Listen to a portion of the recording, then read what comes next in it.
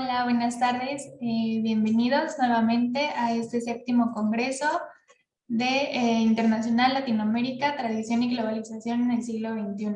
Yo soy su moderadora, me presento, soy Alejandra Juárez Sánchez y bueno, voy a estar aquí presentándolas y dándoles las indicaciones para que vayan pasando a compartirnos sus investigaciones. Bien, esta mesa aborda el tema de modas y de comidas mexicanas y bueno, como primera presentación tenemos la de teoría de las decisiones en cocina, la perspectiva de los estudiantes de la licenciatura en gastronomía de la Universidad Autónoma de Querétaro, impartida o presentada por la maestra Rosa María Martínez Pérez. Y bueno, a continuación voy a dar una breve semblanza acerca de ella.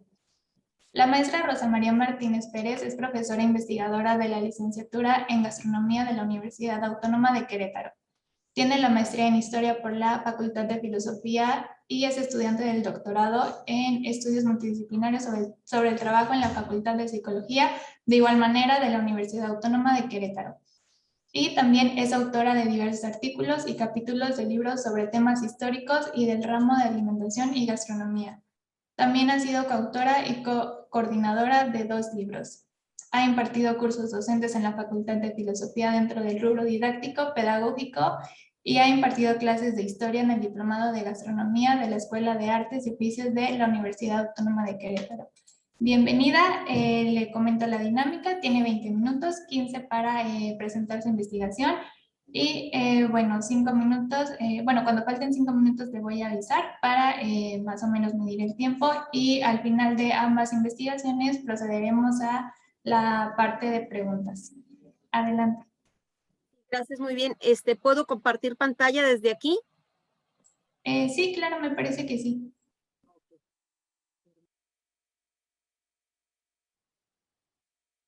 Bueno, pues, muy buenas tardes, les agradezco mucho su atención en esta tarde y procedo entonces a mi ponencia. La ponencia gira en torno a las decisiones que se toman en las cocinas, pero desde la perspectiva de los estudiantes de la licenciatura en gastronomía de la Universidad Autónoma de Querétaro. Nuestra licenciatura dentro de la Facultad de Filosofía constituye la carrera con más estudiantes. Verdaderamente, si se juntan todas las otras licenciaturas, apenas alcanzarían los números que tiene nuestra licenciatura por sí misma. Y bueno, pues la licenciatura se fundó en el año de 2011 y con este trabajo quise investigar qué pasa en las cocinas cuando están trabajando y cuando tienen que tomar una decisión.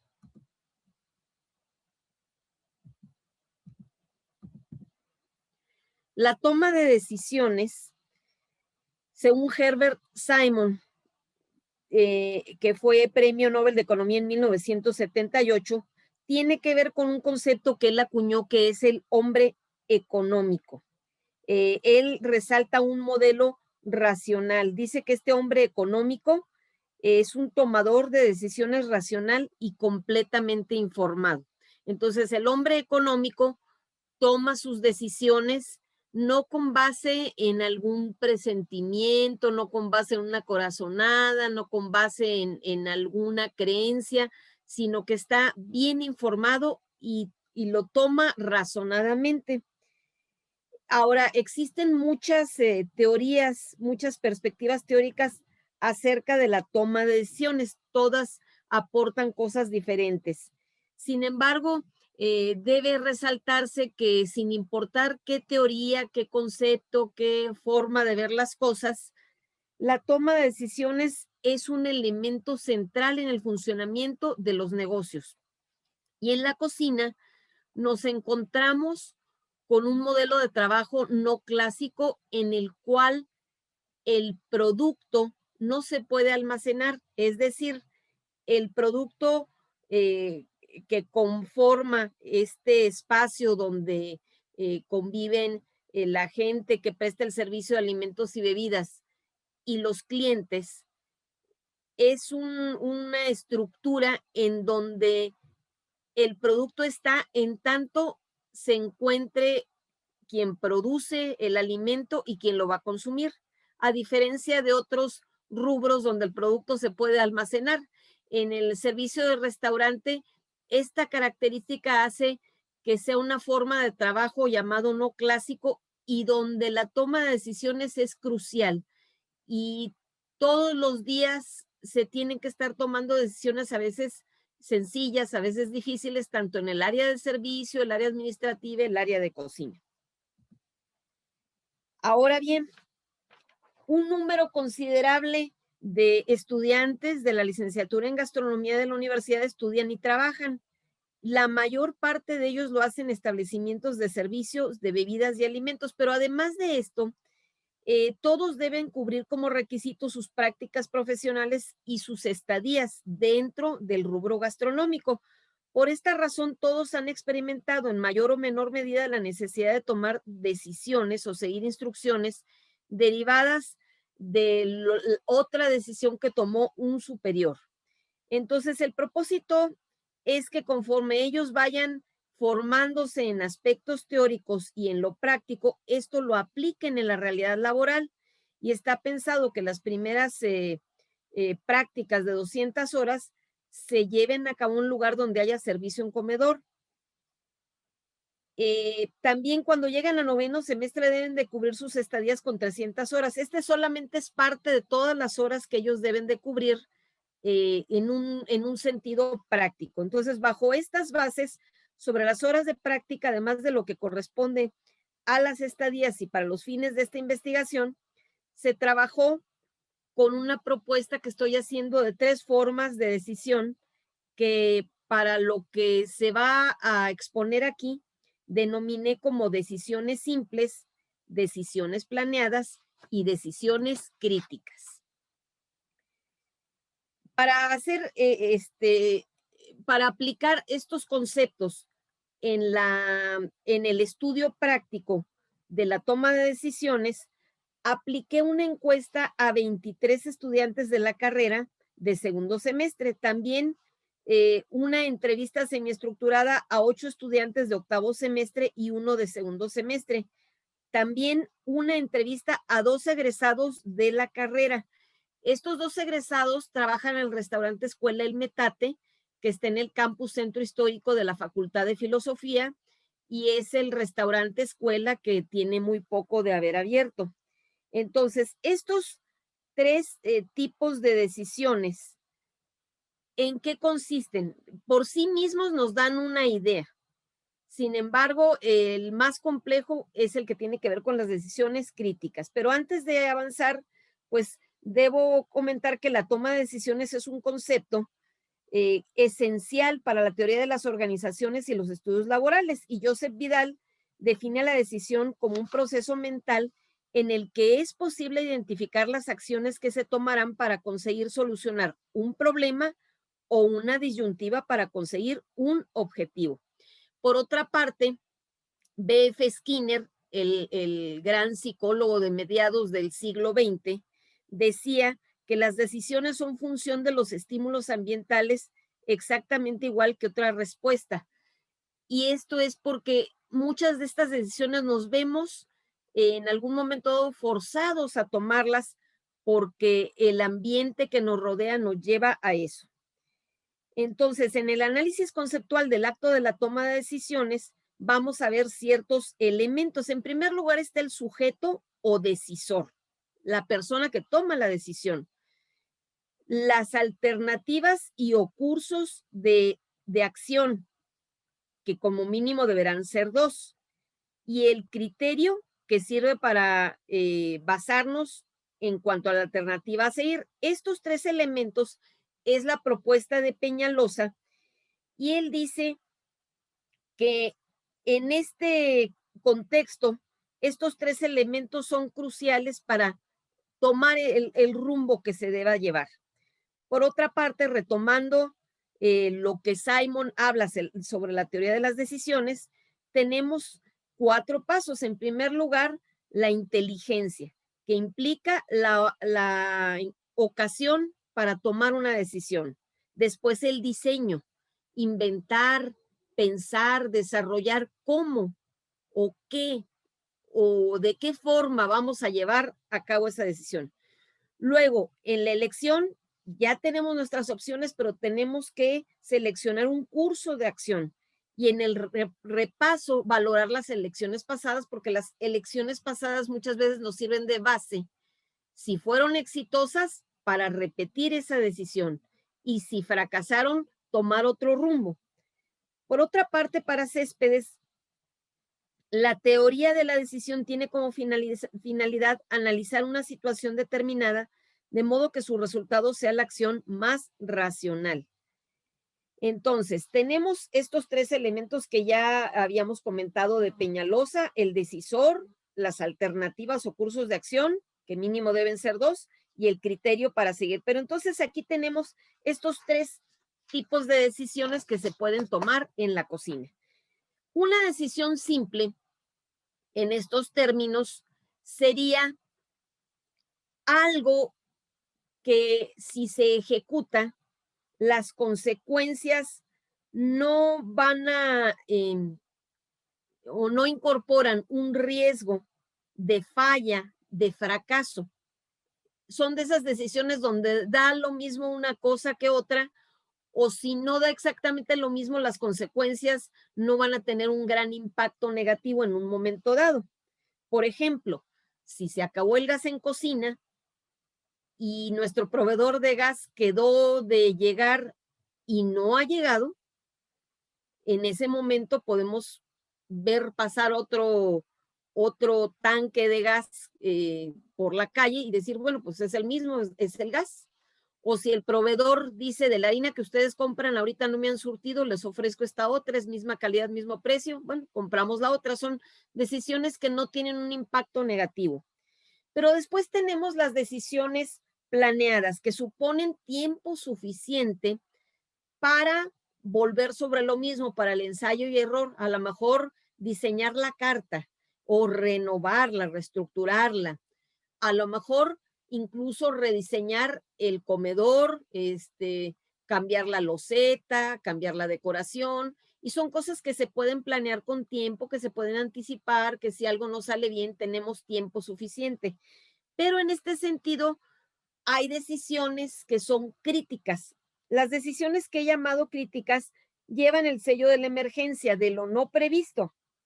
Entonces, ¿qué sucede cuando tenemos un banquete con 200 comensales, con 800 comensales y hay una falla en la cocina?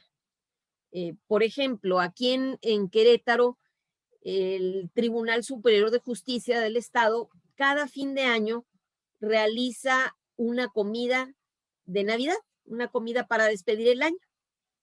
Y a esa comida asisten alrededor de 1,200 personas. Entonces, en una ocasión como esa, imagínense lo que es que, por ejemplo, se vaya a servir una crema y la crema se corte, o que de repente se queme algo, o que se eche a perder algún insumo. Entonces, en esos instantes, ¿qué puede hacer la persona? Pero además, otra característica de la decisión crítica es el tiempo para tomarla. No es lo mismo contar con 10 minutos, con media hora, que tener de 1 a 3 minutos. Es la temporalidad que uno puede tener para poder tomar una decisión y que debe de ser acertada. ¿Qué características debe de tener la persona para poder tomar esa decisión crítica y que salga bien? Es lo que vamos a seguir viendo. Otro aspecto que debemos de considerar en esta toma de decisiones es si se toma de forma individual o si se toma de forma colectiva. Y a veces esto también es muy importante porque en ocasiones hay alguien que quiere tomar una decisión y está en lo correcto y otra persona con la misma autoridad quiere tomar otra decisión, y donde hay varias personas que tienen el mismo nivel de autoridad o que tienen, se legitima su participación, allí puede haber un problema, un conflicto. Pero también hay otra cosa que denominé los estados del alma. Es muy difícil definir las emociones. Hay muchas definiciones de las emociones y realmente hay quienes a lo mejor dejan fuera unas emociones, otros les llaman estados de ánimo, etcétera. Yo les llamé estados del alma. Y esto tiene mucho que ver precisamente con el trabajo en cocina. Si una persona que trabaja en cocina tuvo un mal día y llega a cocina, llega deprimido o llega preocupado o llega enojado, todo eso va a tener un impacto directo con el resultado que pueda haber después de tomar una decisión o al momento de tomar una decisión. Entonces, pensando en esto, ¿cómo funciona todo este esquema, toda esta estructura en cuanto a las decisiones que se toman en cocina cuando están trabajando los estudiantes? Sin importar las circunstancias o el lugar donde laboren, la presencia estudiantil en las cocinas involucra que participen dentro de la toma de decisiones tanto de instancias superiores o bien que los mismos estudiantes tengan que tomar las decisiones. En las entrevistas y en las encuestas pude darme cuenta que a veces son ellos los que tienen que tomar la decisión. Es gente muy joven y que a veces no está quien debería de tomar la decisión y la responsabilidad recae sobre ellos. Entonces, para este fin, apliqué una encuesta dirigida a estudiantes de segundo semestre de la carrera que consistió en un formulario de Google con 4 preguntas cerradas. La primera pregunta fue, en tu experiencia laboral, al trabajar bajo presión en cocina, ya sea para un evento social con al menos 50 comensales o bien con aforo lleno en restaurante y clientes aún en espera, ¿qué situaciones negativas se presentan en cocina? Y prácticamente se dividió en 3, de todas las opciones que puse, se dividió en 3 partes. Hagan de cuenta un pastel dividido en 3 partes casi iguales.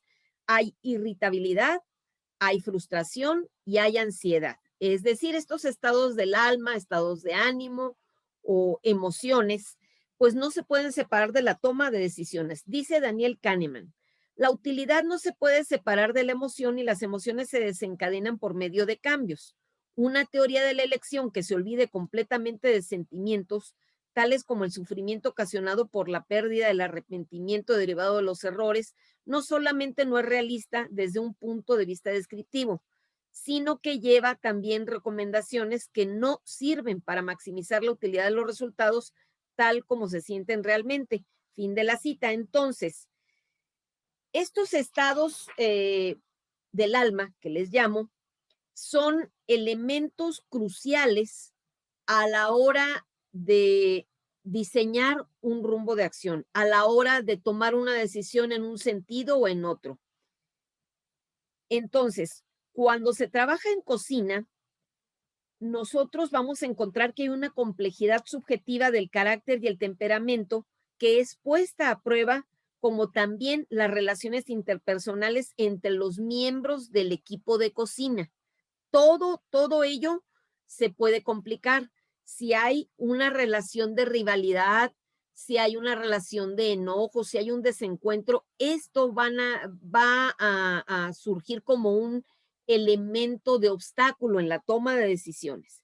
Ahora, la segunda pregunta de la encuesta se basa en el presupuesto de la primera y va al centro del problema. Dice así, cuando las circunstancias son como se describen en la pregunta número 1, ¿qué sucede con el personal de cocina al ocurrir un hecho imprevisto que amenaza de forma importante el servicio efectivo en tiempo y forma a la mesa de los comensales? Y bueno, hay muchas cosas que pueden pasar. Por ejemplo, un alumno de octavo semestre me expresó que en alguna ocasión se fue la luz en el restaurante.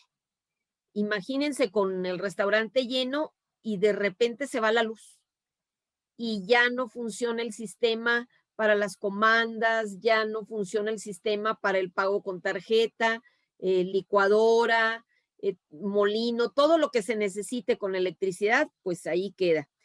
Y en este sentido, casi la mitad de los estudiantes expresó sentir frustración, que es fue el estado emocional más frecuente en esta respuesta. En segundo lugar, con casi 22%, la angustia. Sin embargo, un 10% aproximadamente de estos estudiantes dieron o eligieron de la encuesta respuestas positivas, como por ejemplo, con un equipo bien preparado, se buscan soluciones en equipo, dar solución pronta al problema. Entonces, digamos que 1 de cada 10 supone, cuando hay una situación así, que debe haber algo que se pueda hacer, que no se pueden quedar con la angustia de qué vamos a hacer si la gente está esperando. Y la tercera pregunta se enfoca más precisamente en las decisiones críticas. Y dice así: en condiciones como las descritas en las preguntas 1 y 2, cuando se trabaja bajo presión y se da una situación imprevista, pero solo se cuenta con un margen de 1 a 3 minutos para tomar una decisión en función de resolver el contratiempo, ¿cuáles son los principales problemas para tomar la decisión? Y yo les puse varias opciones y lo que podían responder era que pues que existieran 2 soluciones, pero mutuamente excluyentes, o que hubiera diferencias de opinión entre quienes trabajan ahí en la cocina, o que hubiera temor de tomar una decisión y que estuviera equivocada, o dificultad para concentrarse y tomar la decisión porque están con el tiempo encima, se bloquean. eh, y por último, hacerlo lo más rápido posible con el mejor resultado. Pero fíjense que casi el 35% expresó que se han encontrado con el problema de que tienen 2 soluciones, pero no las pueden ejecutar juntas porque son mutuamente excluyentes. Pero también la dificultad para concentrarse por el tiempo, un poco más del 30%, y las diferencias de opinión en cuanto al rumbo a tomar, el 26%.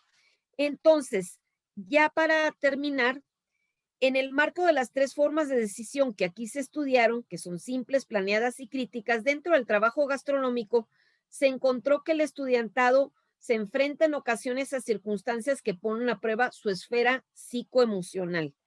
Esto que aquí se ha denominado como estados del alma, en el sentido de que son aspectos observables, pero obedecen a procesos mentales internos propios de cada individuo. Y este tipo de retos, de desafíos que enfrentan los estudiantes, vemos que les son bastante más llevaderos a los egresados, porque, como les decía, también entrevisté a chefs egresados y a los de octavo semestre. Ya los jóvenes de octavo semestre, los jóvenes egresados que ya trabajan como chefs, cuando se enfrentan a estas situaciones donde tienen que tomar una decisión muy apretada, la experiencia es un elemento imprescindible para que puedan ellos salir adelante con bastante fluidez. Y bueno, creo que ya se me acabó el tiempo, ¿verdad, Alejandra? Ok, pues Sí, así muchísimas es. gracias por su atención. Gracias a usted, maestra Rosa. Sin duda un tema muy interesante, muy importante que abordar, sobre todo por este tema de la presión, la tensión y demás cosas que conllevan el hecho de trabajar en cocina. Como les comentaba, al final va a estar la sección de preguntas. Por si tienen alguna, la puedan dejar en el chat. Bien, ahora continuamos con la investigación por parte de las maestras María Eugenia Barbosa Ortega, Daniela Martínez Parente Landa y Claudia Lorena Serrano Campos. Ok, el tema de su investigación es la publicidad de género en el siglo XX y su influencia en las mujeres mexicanas modernas. De igual manera, al igual que con la maestra Rosa, les voy a platicar una breve semblanza sobre las participantes. Bien, la maestra María Eugenia Barbosa Ortega es químico en alimentos y maestra en nutrición humana por la Universidad Autónoma de Querétaro, en donde actualmente es coordinadora de la licenciatura en gastronomía y docente en ese programa educativo en el área de nutrición. La maestra Daniela Martínez Parente Landa es maestra en administración en alta dirección docente de la licenciatura en gastronomía en la Universidad Autónoma de Querétaro en el área administrativa con enfoque a la comunicación humana, mercadotecnia, imagen pública y negocios. Y por último, pero no menos importante, Claudia Lorena Serrano Campos, egresada de la licenciatura en psicología y actual estudiante de la licenciatura en gastronomía, ambas de la Universidad Autónoma de Querétaro. Actualmente forma parte del colectivo EduBeach, donde trabaja con grupos de apoyo a mujeres. De igual manera, 20 minutos para presentar su investigación. Cuando queden 15 minutos, a la maestra Daniela le envió un mensajito directo para informarles que les queda 5 minutos. Adelante.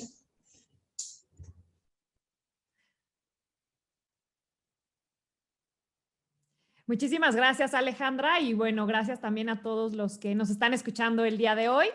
Así como lo comentó Alejandra, nuestra ponencia trata sobre la publicidad de género en el siglo XX y su influencia en las mujeres mexicanas modernas. Y como decía David Ogilvy, padre de la publicidad, el consumidor no es cualquier persona, el consumidor es tu mujer.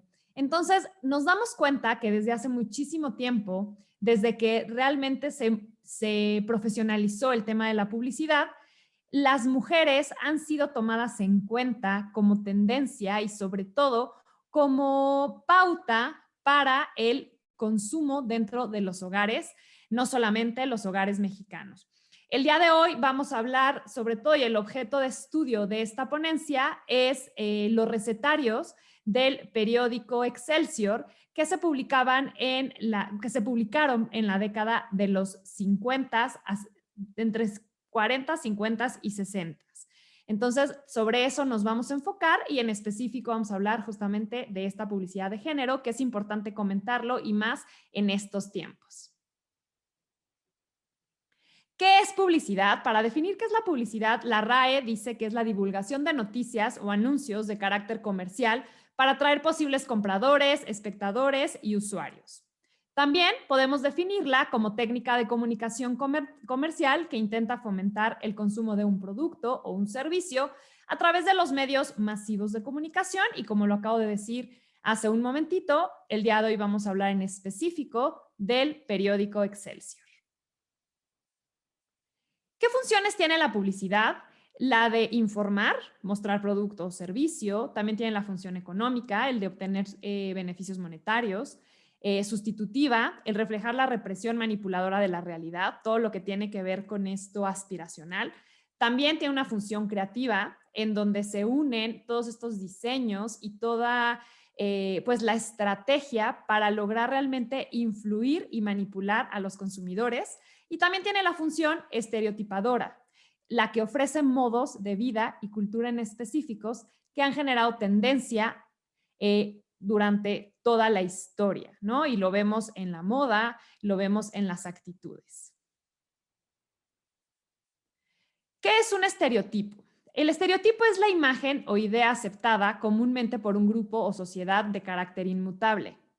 Y aquí es donde ya se empieza a marcar el género como tal, y es cuando decimos que el género es una representación cultural que contiene ideas, prejuicios, valores, interpretaciones, normas y deberes sobre la vida tanto de mujeres como de hombres, ¿no? Todos estos roles que vamos viendo como impuestos en las diferentes imágenes a lo largo de los recetarios del periódico Excelsior y bueno, a lo largo de las revistas, ¿no? Desde esa época hasta la fecha. En la publicidad se ven los estereotipos muy marcados. Se presentan justamente estos patrones y conductas que van generándonos tendencias y formas de comportamiento dentro de la sociedad. En el siglo XX, la publicidad dentro de estos recetarios fueron sumamente influyentes, sobre todo a las mujeres, quienes eran las que estaban en el hogar y que ya tenían roles muy identificados y al mismo tiempo impuestos, ¿no? Se van a ver en las imágenes la imagen de la mujer que es una madre, que al mismo tiempo es independiente, pero al mismo tiempo sumisa, que es muy devota a su familia, que es servicial, que es optimista, que siempre está bien vestida, que siempre está bien peinada, que siempre tiene la mejor actitud, sobre todo de ofrecer lo mejor a la gente que los rodea. Esta representación femenina ya se considera como incitadora para la compra de la gran mayoría de todos estos productos que se estaban comercializando. ¿Qué tipo de productos vemos en estos anuncios? Sobre todo están enfocados al uso de la mujer en su vida cotidiana. Vemos productos como maquillajes, ropa interior, vestidos y demás productos utilizados para el hogar, ¿no? Aquí se convierte a las mujeres en protagonistas, ya que toman un papel muy activo en la sociedad y sobre todo, haciendo referencia a lo que Rosy hablaba de la toma de decisiones, la mujer es quien toma las decisiones de los productos dentro del hogar. Aquí vemos algunas imágenes que son justamente de estos recetarios, cómo es la imagen de la mujer ideal y al mismo tiempo se convierte en algo aspiracional. No todos, este recetario no estaba enfocado a un nivel socioeconómico bajo, sino era enfocado o dirigido a un nivel socioeconómico medio, medio alto.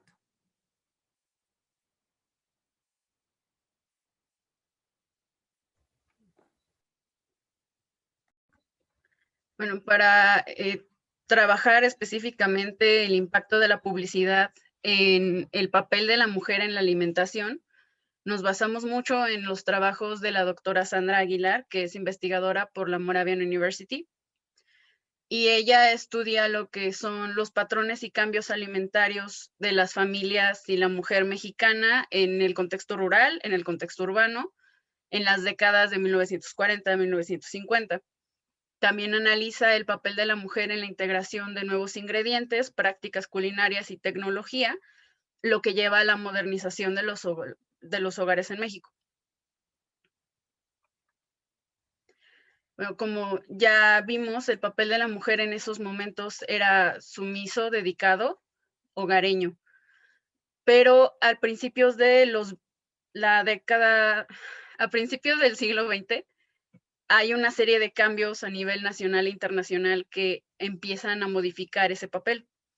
En el contexto internacional tenemos las guerras, la Primera y la Segunda Guerra Mundial, que hacen que las mujeres tengan que empezar a trabajar para cubrir la mano de obra que ya no estaba debido a que los hombres tenían que ir a la guerra.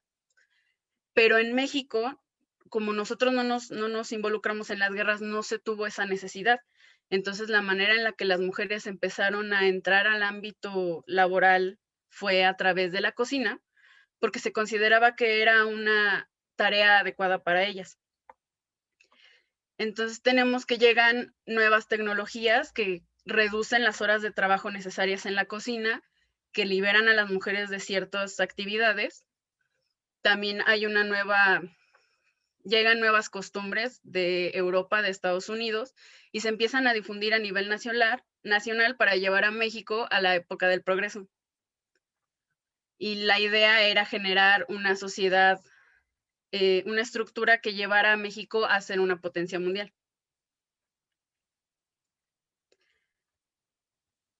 Ya había antecedentes de las mujeres trabajadoras en el siglo XVII en México, pero estaba mal visto que las mujeres trabajaran porque se las alejaba de sus obligaciones, que eran el hogar y los hijos.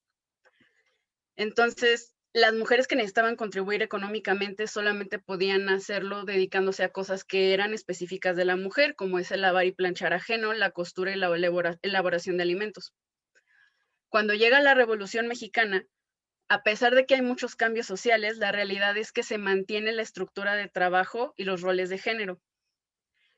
Entonces tenemos que, por ejemplo, llegan los molinos y a pesar de que se crea, la producción de tortilla pasa a ser un trabajo asalariado, en realidad sigue habiendo esta división de trabajo que hace que las mujeres pueden dedicarse a la producción de tortilla, porque el hacer tortillas es un trabajo de mujeres, pero los hombres son los que se dedican al cuidado y el manejo de las máquinas. También se empieza a dar una promoción para que las mujeres creen industrias del hogar, para que puedan estar elaborando dulces, comida, conservas, pan, sin salir de su casa, de manera que pudieran seguir atendiendo a la familia. Finalmente, el objetivo era que las mujeres tuvieran una casa limpia, organizada y un marido contento.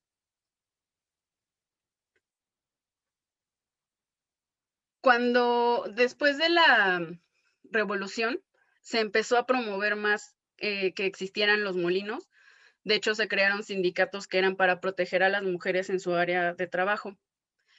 y en general se buscaba que cuando los molinos se hicieran como de uso común, las mujeres pudieran dedicarse a la formación de los ciudadanos, al cuidado de la casa y a atender a los obreros y a los hombres.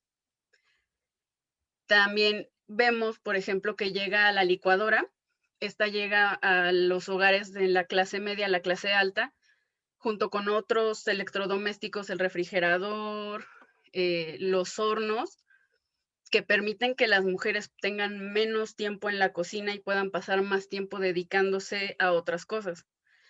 Y entonces se empieza a promover mucho lo que es la elaboración de dulces, de panes. Sobre todo se buscaba que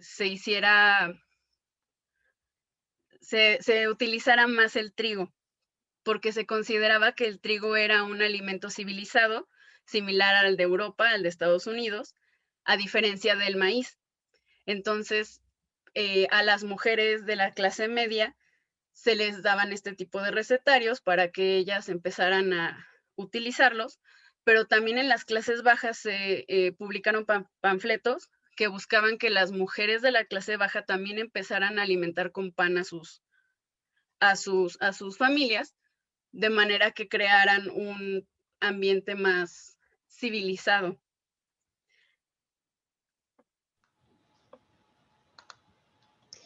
Y bueno, es así que, como podemos observar, pues la mujer tiene un papel importante sobre las decisiones que se toman en el hogar, pero aunado a ello, pues también una de las cosas interesantes es que en esta época, en 1940, se fundó el Instituto Nacional de Nutrición, que permitió investigar los hábitos alimentarios del mexicano. Entonces, al evaluar la calidad de la dieta del mexicano en la situación rural, indígena y también un poco en la urbe, pues la dieta indígena se clasificó como una dieta mala debido a dos cosas importantes. Uno, la cantidad de calorías, es decir, el contenido energético que brindaban estas dietas, y en realidad eran dietas hipocalóricas, es decir, con una baja cantidad de calorías con respecto a las de otros países. Y por otro lado, el origen de estas calorías. Aquí pues había bastante consumo de alimentos que fueran de animales salvajes y de insectos. Entonces, la proteína animal se consideraba como una proteína de mala calidad y baja. Por lo tanto, así como mala, porque pues se mencionaba que las personas o los trabajadores eran débiles por no tener las suficientes calorías y proteína, y también al compararla con las dietas en Europa o en Estados Unidos, pues finalmente al no haber consumo de carne o de leche o de otra proteína de origen animal, se consideraba como poco civilizado. Entonces vemos que este otro hecho de investigar la dieta, pues también se vio la necesidad en general de que las políticas alimentarias estuvieran pues orientadas a poder hacer un México más moderno. Y la manera pues en la que se aprovechó para poder modernizar a la población es justamente con el papel de la mujer como aquella que toma decisiones y que puede promover cambios en el hogar. Entonces aquí vemos cómo los recetarios del Excelsior pues son una herramienta importante para que estas políticas alimentarias se implementaran en los hogares, para que las mujeres tomaran la decisión de preparar esos platillos. Pero por otro lado, no solamente por la receta, sino también por la publicidad, que es el enfoque de esta ponencia. Y es así como vemos, por ejemplo, aquí una imagen pues de la mujer moderna que está sirviendo a los hogares, pero ya con productos que van a venir industrializados y pues que se venden y se promueven en esta publicidad. En este sentido, había dos direcciones de la publicidad, una enfocada a que los productos pues traían una mejor nutrición, una mejor calidad en la alimentación, y es así como vemos alimentos que se promueven a base, por ejemplo, de la leche. Aquí es muy interesante los estudios justamente que hace la doctora Sandra sobre la modernidad y el consumo de leche. En realidad, en México no había consumo de leche, pero para poder modernizar la dieta, la proteína más barata era a partir de la leche.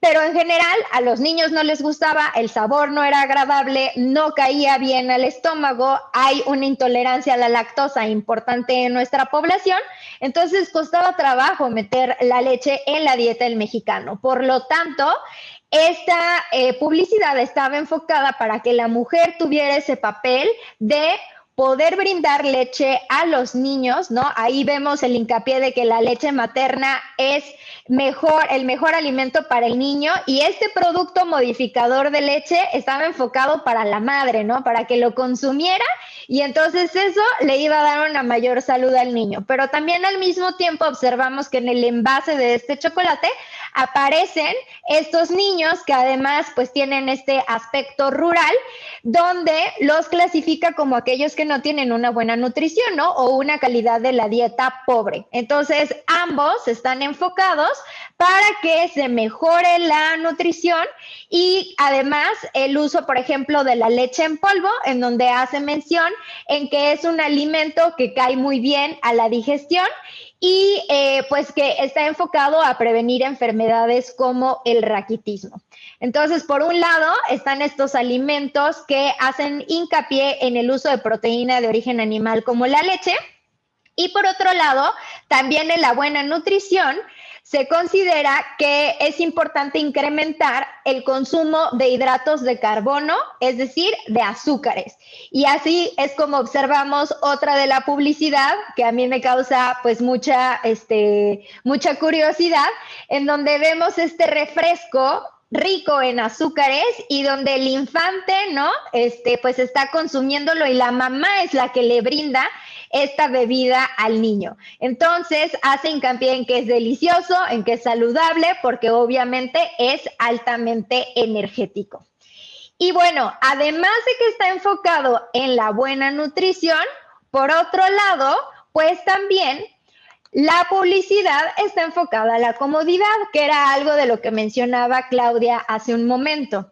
Además de que se introdujeron nuevos ingredientes como el trigo, por ejemplo, la avena, pues también el papel de la cocinera ahora lo que buscaba es que tuviera pues más, un mejor uso del tiempo, que pudiera aprovechar pues para atender a los maridos, para atender a los hijos, para poder educar.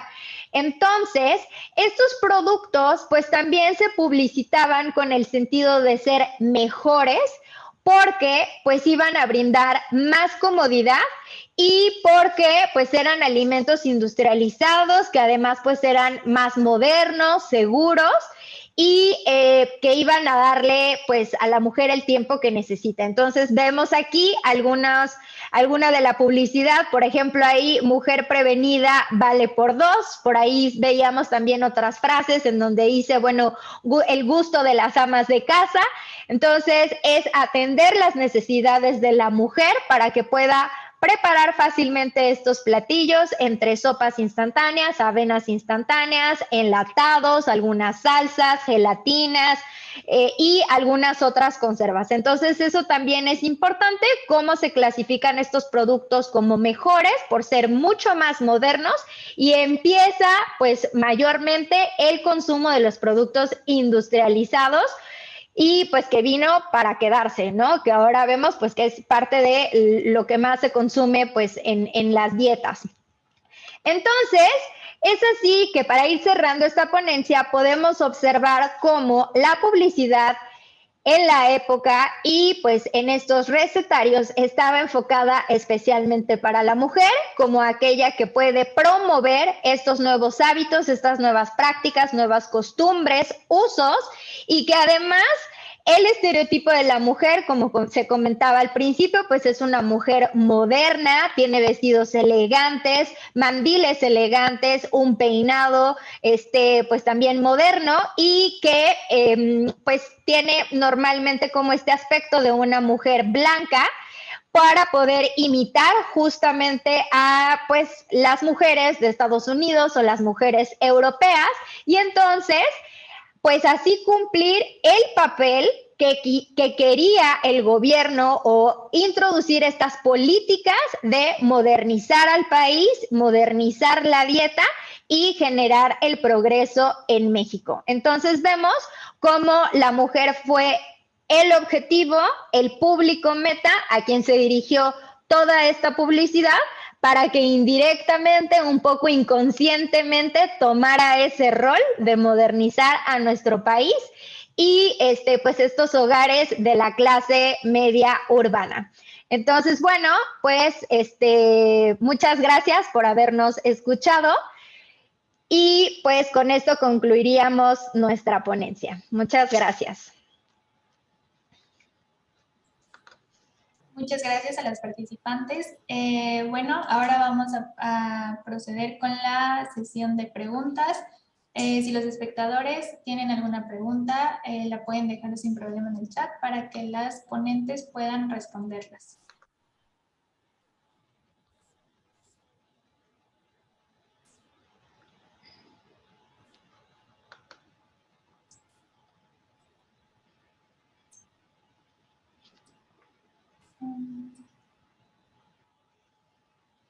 Ok, me parece que no hay preguntas por el momento. Pero bueno, en lo personal se me hicieron investigaciones y temas muy importantes y relevantes, sobre todo por la situación actual global que se está pues viviendo. Son temas que se están abordando, constantemente vemos en las noticias, vemos en redes sociales que estos temas están en constante deconstrucción o que están en este proceso de construcción para cambiar todo esto en cuanto a la publicidad, en cuanto a esto de tomar la importancia de las emociones, sin importar el ámbito laboral en el que se encuentre la sociedad. Es importante darle el seguimiento, la importancia que se merece. Y bueno, felicidades a las ponentes. Sin duda, investigaciones muy completas, muy dinámicas, muy importantes, con información muy relevante. Y bueno, por parte de la Universidad Internacional, agradecemos mucho su participación y esperamos muy pronto su visita. Muchas gracias, Alejandra. Muchas gracias por la invitación. ¿Algún comentario? Muchas gracias. Hasta luego. Gracias. A mí me gustaría añadir, Alejandra, si me lo permites, que bueno, nosotros en la Universidad Autónoma de Querétaro, de las cuales a las 4 pertenecemos a esa universidad, pues estamos muy contentos de participar aquí. Y bueno, estos temas, sin duda, pues son temas transversales que se deben de tocar, ¿no? Como es la cuestión del género. Y por eso es que pues también tenemos nosotros este interés de pues verlo aquí en la licenciatura, ¿no? Para que sea algo que pues vaya también delineando un poco hacia dónde pues sería lo ideal para nuestro programa y para que tengamos pues justamente egresados conscientes de esta problemática de género. Entonces, pues muchas gracias por darnos el espacio y pues ojalá podamos colaborar en algún momento. Esperemos que sí se dé la oportunidad. Muchas gracias por su participación. Gracias. Gracias. Gracias. Buenas tardes. Hasta luego.